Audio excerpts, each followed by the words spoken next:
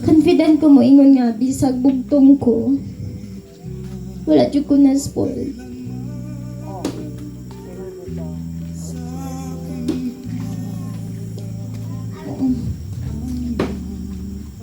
Isu dawaton tinudra.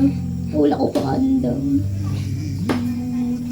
Masultin ako sa kong papa ang kanang mga good side niya. Kasi nood ra, walay laing lalaki sa akong kinabuhi kundi akong amahan ra. Si papa is mapinanggaon.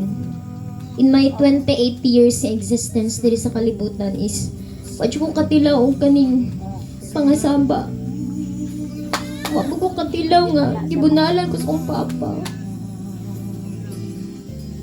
Pasalamat kog dako sa Ginoo. Unang-una jud i-credit na ko ang tanan sa Ginoo kay gitagaan ko usa ka amahan nga mapinanggaon. Amahan nga anda mo sakripisyo. Tungod kay ulanan initan, kabalo naman ko nasayod mo nga si Papa factory delivery sulod sa 28 ka tuig. Pasalamat ko sa kong papa kay siya jud nagsakripisyo, nakahuman ko, confident ko moingon nga nakahuman ko eskwela sa college tungod sa pagpaningkamot sa akong amahan. Di lang sa akong amahan, kundi sa ako ang inahan sad. Sakripisyo, tinuod na. Dili lali mahimong factory delivery. Kaya nga naman, from Matalam to Cotabato. Cotabato si Muay parang mao nag-iya sa akong papa.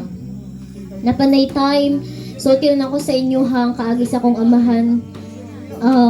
That was 2011. First year college ko, nawa akong papa tulo ka adlaw. Wa ko uli akong papa. Gipablatter na sa police station sa Matalam. Walay cellphone ako umahan kay di man to kahibaw mo gamit og cellphone. Na siya number sa kong mama pero nawa sad sa iyahang pitaka. Sa tulo ka adlaw nga pagpangita, syempre, isip usa ka inahan sa mama nako, isip usa ka anak kay mabalaka gyud ka, di ba? Mabalaka gaya mong silingan usa pa ka ako nga iyang anak o iyang asawa.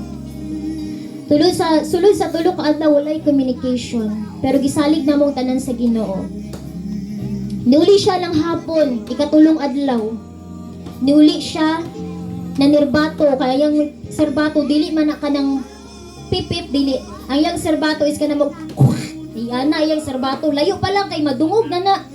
Layo pa lang yun mo yung signature nga serbato niya mailhad yung nga ako ng amahan. Kung masugatan niyo ako